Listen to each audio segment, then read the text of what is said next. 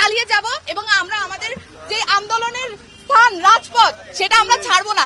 সকল বিশ্ববিদ্যালয়, school, college সবখানের শিক্ষার্থীরা আজকে ক্ষিপ্ত, কারণ এতগুলো শিক্ষার্থীদের বুকে গুলি চালানোর নজির বাংলাদেশের কোনো আন্দোলনে নাই। 266-র বেশি মানুষ মারা গিয়েছে, যেটা ডকুমেন্টেড, কিন্তু বাংলাদেশ সরকার প্রকাশ করেছে যে এখানে 150 জনের মতো মারা গিয়েছে। তারা সঠিক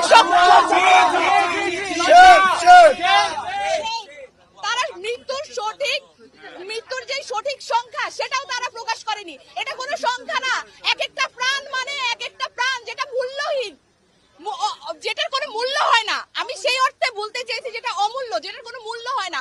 তারা যেইভাবে আমাদের শিক্ষার্থীদের উপরে গুলি চালানোর গুলি চালিয়ে তারপরে আমরা দেখলাম কি সেই প্রধানমন্ত্রী যাদের তরফ থেকে আমাদের শিক্ষার্থীদের বুকে গুলি চালানোর নির্দেশ দেওয়া হয়েছে, তারা এসে আমাদের যে শিক্ষার্থীদের যারা মারা গিয়েছে তাদের স্বজনদেরকে বুকে আগলিয়ে তারা কান্নাকাটি করছেন, মায়া কান্না দেখাচ্ছেন।